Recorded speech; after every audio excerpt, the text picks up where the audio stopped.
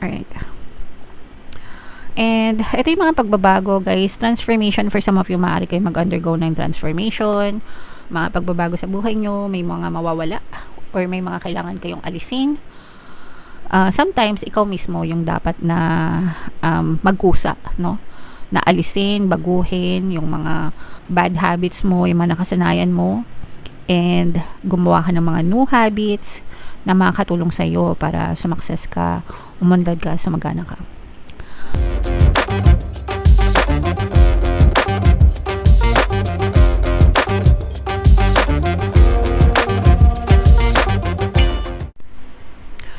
Hello guys, hello Libra, welcome back to Pinay Pixie Tarot. Ang pamagat ng episode natin for tonight is messages from the universe para ngayong February to March guys, para sa Libra, Sun, Moon, Rising sign and Venus. Unahin natin tong deck na to mga kapixie, ko ano lang yung makaresonate sa inyo. Take that message kasi iba-iba kayo ng mensahe. By the way guys, available na yung ating money shaker jars. Pampaswerte yan mga kapixie. Ang dami na nag-avail. May mga sumakses na. So, sa mga interesado, mag-send lang kayo ng message sa WhatsApp. Makikita nyo sa description at saka sa comment mga kapixie. So, yung first message, ito guys, this is about self-love, no? No place like home. Yung sarili natin, para nating tahanan yan mga kapixie, no? Diba? At the end of the day, we retire to ourselves. At the end of the day, saan ba tayo umuwi? Sa bahay natin. And anong gusto natin na itsura ng bahay natin, diba? Kasi doon tayo magpapahinga. So, gusto natin malinis, maayos, mabango, maaliwalas, fresh. Ayaw natin ng makalat, mabaho, masikip, dugyot, maamoy, maanggo, mabaho, diba? Ayaw natin ng ganun. So, dapat inaalagaan natin yung bahay natin para pag-uwi natin, kaaya-aya, panatag, mapayapa. So, ganun din sa sarili mo. Dapat inaalagaan mo yung sarili mo para palagi kang mapayapa, kanais-nais, kalmado, peaceful, diba? Mabango, diba? So, ibig sabihin, you take care of yourself mga kapixie. If you take care of yourself, you feel happy, and if you feel happy, if you take care of yourself, you feel good. If you feel good, you feel happy. If you feel happy, mataas yung vibration mo, and kapag mataas yung vibration mo, madali mong mamamanifest yung mga bagay na gusto mo. That's the importance of self-love. Hindi kasi naiisip ng ibang tao yun. Akala ng ibang tao, pag self-love lang, magpaganda ka lang, mag-ayos ka lang, magpapogi ka lang, asikasuhin mo yung sarili mo. It's more than that. It's more than just the physical na nakukuha mo, no? It's about the being, the vibration, the energy that you get, no? When you take care of yourself, guys. So, na-explain ko naman na. Intindihin nyo na lang, guys, no? Take care of yourself, mga kapixie. Another message para sa inyo. Ito, guys, no? For some of you, pwede nyo pang i-challenge yung mga sarili nyo. Kasi yung iba sa inyo, guys, pwedeng naabot nyo na, marami na kayong na-achieve, marami na kayong naabot sa buhay. Pero meron pa kayong ibubuga, guys. Meron pa kayong kayang maabot, kayang ma-achieve sa buhay nyo kung gugustuhin nyo. So, push lang, diba? Tuloy lang, mga kapixie.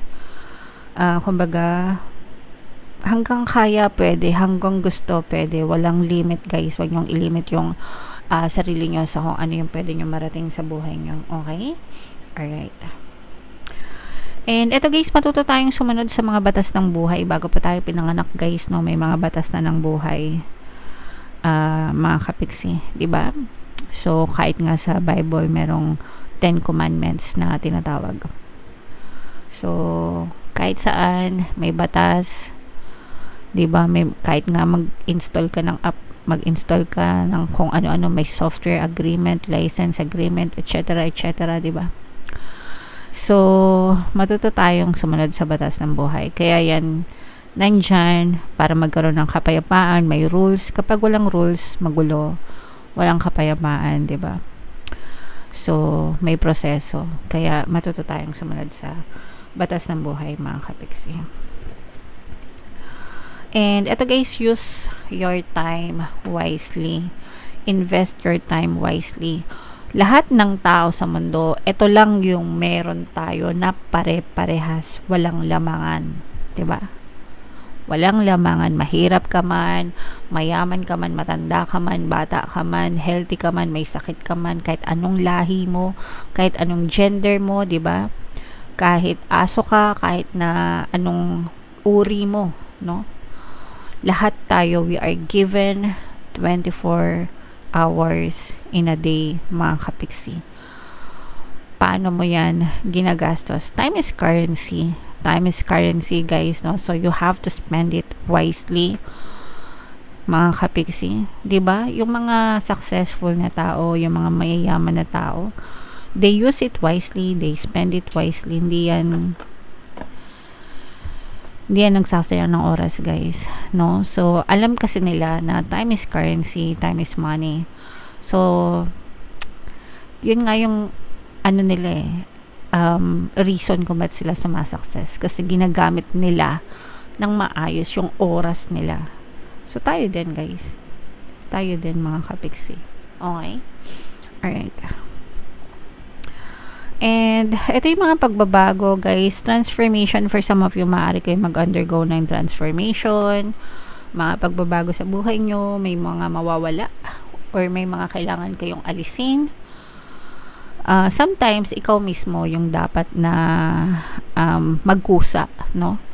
Na alisin, baguhin, yung mga bad habits mo, yung mga nakasanayan mo, and gumawa ka ng mga new habits na makakatulong sa iyo para sumakses ka, umunlad ka, sumagana ka. Sometimes naman, nagkakaroon ng divine intervention. Ibig sabihin, sa universe mismo, mga spirit guides mismo, yung nakikialam sa buhay mo. Kasi, masyadong matigas yung ulo mo. Sila na mismo yung nag-aalis ng toxicity sa buhay mo para mapabuti ka, para mawala sa landas mo yung mga toxic na tao, bagay, sitwasyon na nagpapahirap sa'yo na hindi mo kailangan sa buhay mo. So, yun yung sinasabi na divine intervention, mga kapiksi. So, either way, divine intervention man yan, or kahit sa sarili mo nang galing, ikaw yung nagkusa, makakabuti yan para sa'yo, para mawala yung mga kanigahan, yung mga hindi mo deserve, and para magkaroon ng space sa buhay mo, yung mga tao, bagay, sitwasyon na siyang deserve mo naman talaga. Okay? Alright. And, eto guys, no, family, tribe, community, mga kapiksi. So, kailangan pahalagahan natin yung mga tao, mga pamilya natin, mga mahal natin sa buhay, pamilya, kaibigan, kamag-anak, yung sarili nyong community, neighbors nyo, mga kapiksi, yung sarili nyong community that you belong. Guys, no, sila yung mga taong nandyan palagi para sa'yo, sumusuporta sa'yo sa panahon ng mga pangkailangan. Tayo yung nagtutulungan, tayo yung nagsusuportahan, mga kapiksi. Alright? Okay, so yeah, comment down below, guys, if feeling nyo nakaresonate kayo dyan, Libra. So, shuffle natin to. Buno tayo ng isa pang card. Habang sinashuffle ko to, guys, panoorin nyo muna yung video natin regarding sa ating paano mag-manifest ng abundance video cards. Kapiksi, sawa ka na ba sa mga struggles at hirap sa buhay mo? Masipag ka ba at masikap sa buhay ngunit hindi ka pa rin umaasenso? Ilang beses ka na bang nag-attempt mag-negosyo at mag-invest pero palagi ka pa rin nalulugi? Sa pagkakataon na ito ay maaaring may subconscious beliefs ka na nagiging balakid sa iyong pag-unlad at pagyaman. Introducing, paano mag-manifest ng abundance video course.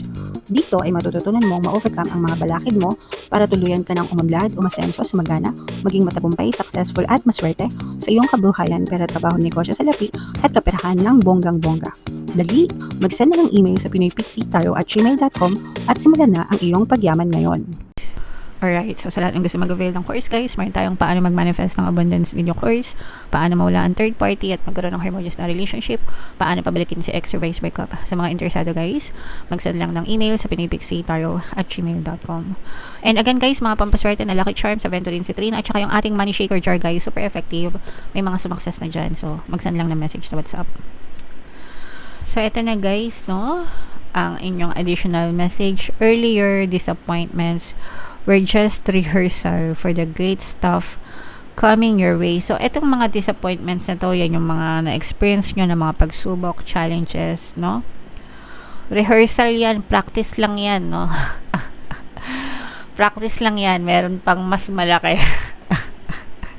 may mas mga malalaking bagay pa na dadating sa inyo, mas malalaking problema, mas malalaking challenge, pero mas malaki din yung reward nun mga kapiksi. Kapag mas malaki yung mga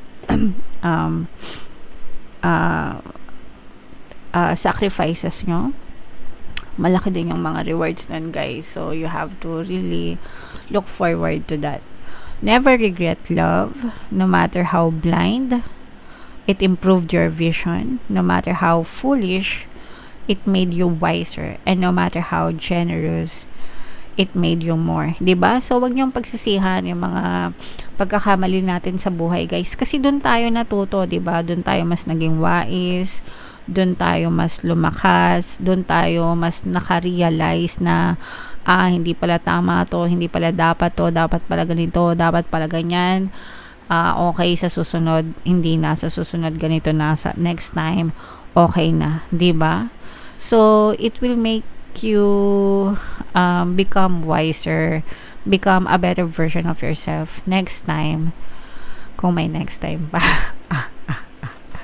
Joke lang, pinapatawa ko lang kayo. Okay? So, wag nyo nang pagsisihan yung mga nakaraan, tapos na yon. I-let go nyo na and mag-focus na lang kayo. Cherish the memories, be grateful for the memories of the past, and cherish kung ano pa yung mga paparating para sa inyo guys. Alright? So yeah, that's your message guys. Comment down below if naka-resonate kayo. Ito yung ating 2026 kapalaran guys. Ito naman yung ating success stories ng paano mag-manifest ng abundance video course. Money shaker jar guys. Panoorin nyo kung para saan. Thank you for liking, sharing, and subscribing. See you next time. I love you all. Have a nice day. Bye-bye.